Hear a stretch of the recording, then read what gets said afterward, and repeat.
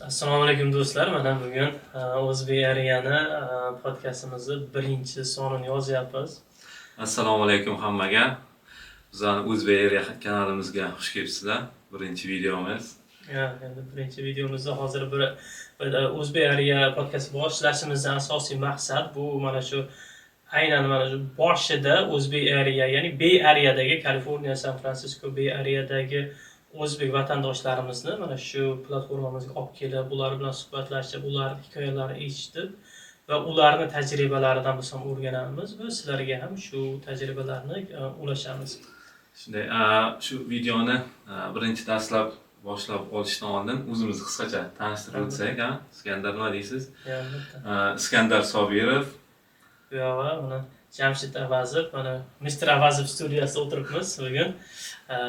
Do'stimiz, bizni bu uchrashishimiz tarixi ham bir boshqacha, buni ham keyin gaplashib o'tsak bo'ladi. Kursdosh bo'lganligimiz, birinchi marta ko'rishganimiz, umumiy birinchi o'zimiz haqida tanishib o'tadigan bo'lsak, Jamshid o'zingiz haqingizda bir gapirib o'tsangiz. Men O'zbekistondanmiz, birinchi ikkalamiz ham o'zbek. Bu Bay Area endi o'zbeklarni yig'ish maqsadimiz. Men Qashqadaryodan, bu yoqda Amerikada 2023-yil avgustdan beri shu yerdaman. 3 yilga yaqin vaqt bo'lib qoldi. Iskandar do'stimiz kursdosh, biz birga 6 yil birga o'qiganmiz. Endi Iskandar ancha oldin kelgan bizdan Amerikaga. Mana endi birga podkast qilishni boshladik. Qisqacha o'zim haqimda universitetga o'qishga kelganman. Iskandar yaxshi bilasiz. Magistraturaga O'zbekistonda yuridik universitet tugatganman. Birga o'qiganmiz. Bakalavr, magistr 2010-2014-yil bakalavr tugatganman. 2014-2016-yil 2 yil magistraturani o'qiganman.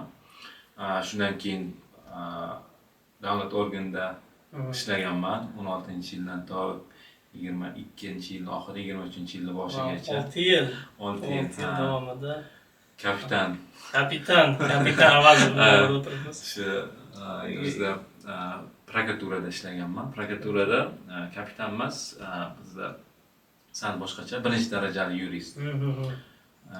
Qisqa vaqt qolgan edi adliya kichik maslahatchisi mayor olishga, keyin ishdan chiqib o'zim ariza yozib ishdan chiqib hayot anonsi bilan taqdir taqozosi bilan Amerikaga kelganmiz o'qishga.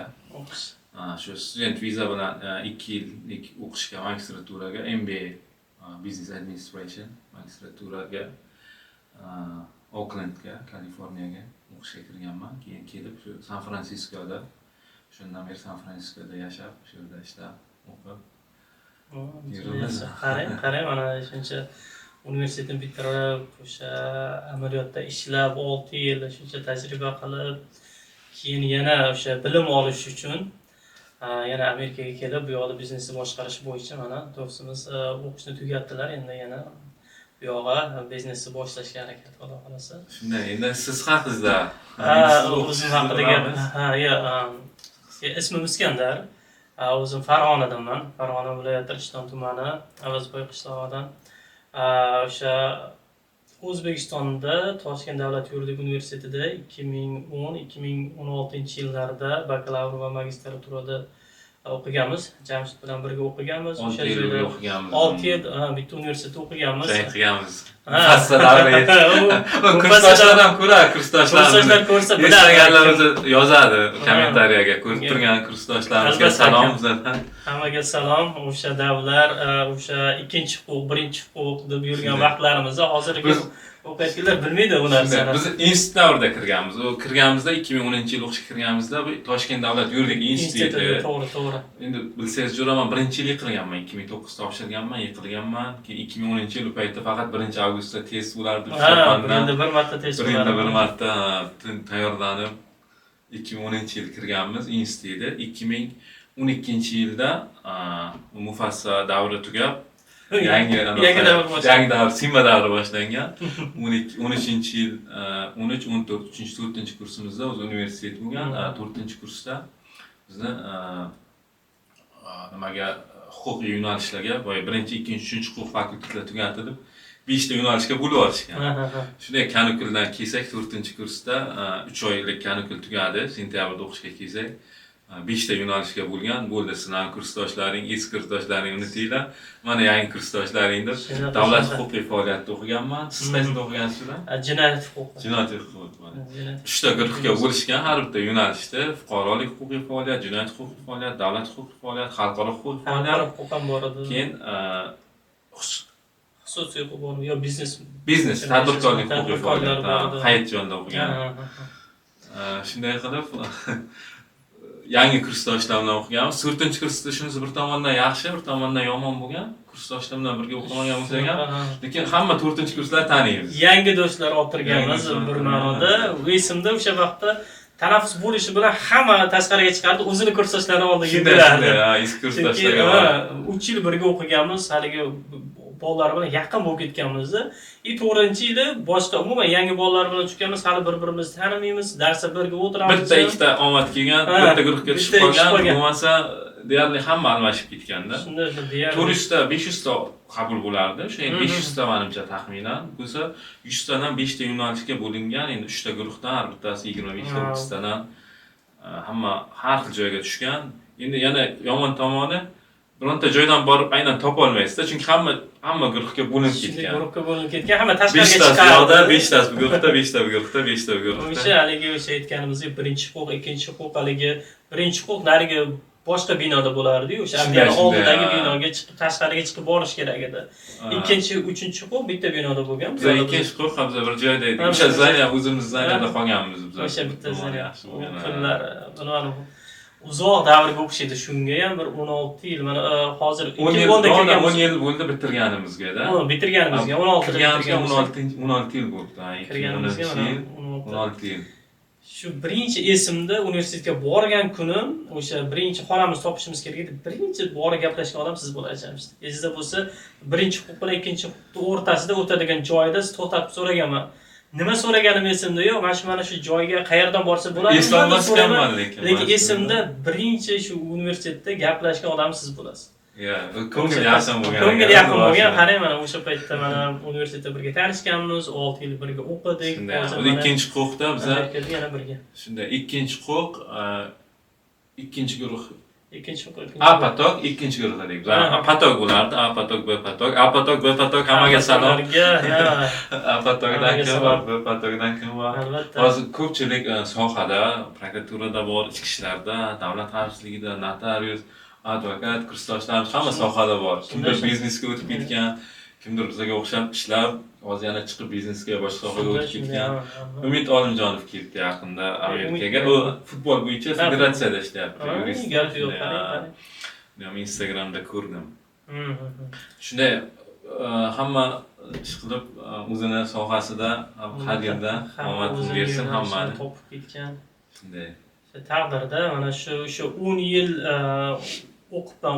Hozir hisoblasam o'sha 2016-yillarda yuridik universitetda o'qigan bo'lsam, keyin Amerikada ham 4 yil. 2 yil MBA o'qidim, o'sha biznes boshqarish bo'yicha. Undan keyin IT ga qiziqishim bo'lardi. O'sha IT ga o'tib, o'sha to'liq aytadigan bo'lsa 2,5 yil bo'lgan. To'liq o'sha 2,5 10 yil, 10,5 yil to'xtovsiz o'qish bo'lgan ekan. Qarab tursin, 2016 bitirgandan siz bilaman hujjat taxlab yurganingizda siz to'g'ri oldinroq nima bilgansizda oldinda ko'raman. Endi oldinda o'zi endi hamma plan bo'lardi. O'sha chet elda o'qish orzum bor edi, lekin o'sha imkoniyat bo'lmagan edi. To'g'ri tushunaman. O'sha vaqtda keyin qaror qabul qilishga to'g'ri kelgan. O'sha paytda bitirayotgan vaqtimizda o'sha prokuraturaga ariza topshirishga kelishganda, kim ariza topshiradi deb kelganda o'sha paytda chet elga ketadigan bo'lsam kerak emas, отказ berganman. O'shandan o'zi plan bor edi. Men magistraturada byudjetda o'qiganman-da. Menda birdaniga ketish imkoni yo'q edi, chunki byudjetda o'qigan odam 3 yil ishlab berish kerak degan talab bor. O'zbekiston qonunchiligi bo'yicha 3 yil emas, 6 yil xizmat qilib ishlab, diplomlarini olib, bakalavr, magistr diplomlarini olganmiz. Xudoga shukr. Iskandar 2016-yil bilaman, siz ingliz tilidan keyin tayyorlanishni boshlagansizda, yuridik sohaga, yuridik universitetga kirish uchun ingliz tili yo'q edi imtihonda. Yo'q edi. Faqat endi men qiziqish uchun o'zi oldindan o'qiganman, maktab davridan qiziqib o'qiganman, matematika ingliz tili ixtisoslashgan maktabda o'qiganman. Iskandar keyin 2016-yilda magistraturani o'qish davrida ingliz tilini o'rganib 2017 ni boshida boshlaganman. Ha, 2016 harakat keyin. qilganmanda nima qilsam bo'ladi, qanaqa tayyorgarlik ko'rish kerak, umumiy planlar olganmanda 2017 esimda sentyabrda o'sha anaqada Alayskadan o'tganda bitta o'quv markazi bo'lardi. O'sha o'quv markaziga borib yozilib kelganmanda 6 oy to'xtovsiz o'qiganman o'sha paytda ingliz tilini, grammatikani endi hammamiz o'rganganmiz, bilardik.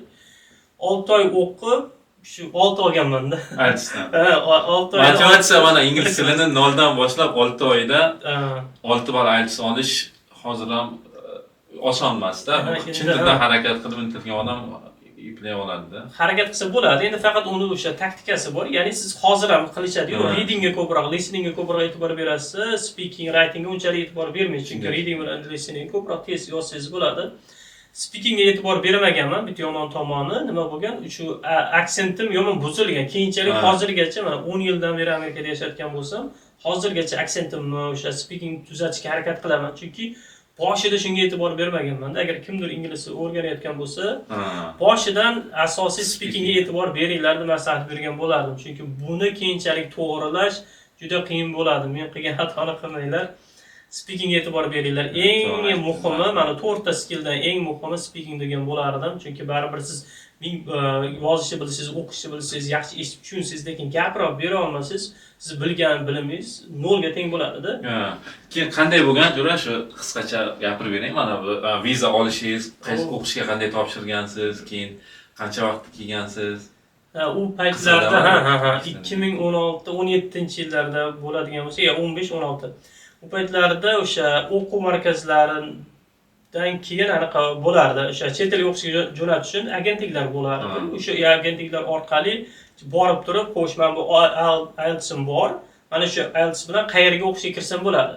O'sha yerda bitta o'quv markazi bor edi, Gangani oldida. Borib gaplashganmiz.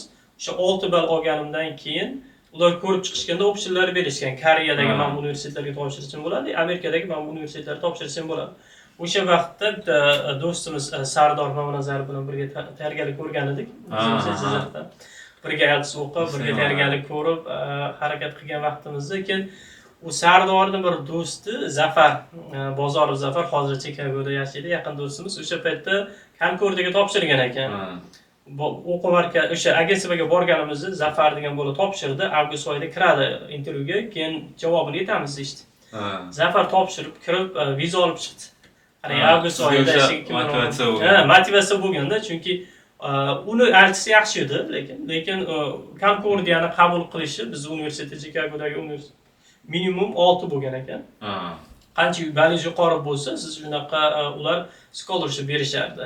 Menda scholarship ola olmaganman, lekin o'qishga qabul qilishgan. O'sha Zafardan keyin o'qishga topshirib turib, o'sha universitetga, o'sha Concordia, Chikagodagi Concordia universitetiga topshirganmiz. Bu ham business, MBA. MBA bo'lgan. MBA bo'lib, boshida endi MBA orqali kelganmiz, qiziqib, baribir asosan chet elda ko'rish, o'qish, biznes bo'yicha qanaqadir bir tajriba, chet el tajribasini o'ziga o'rganish bo'lgan. Keyinchalik bu yoqqa kelib ko'rganimdan keyin, ya'ni shu IT sohasi o'sha paytda ham rosa ko'p rivojlangan edi. Hozir endi ancha nima deydi, ishga kirish ishtiyoqi kamayib ketgan. Hozir AI boshqa chiqib ketdi, lekin u paytdagi ishtiyoq boshqacha edi, qiziqish odamlarda. O'sha boshqalarni ko'rib, men ham o'shanda o'zimda qiziqish bo'lgan, IT sohasini o'qiganman.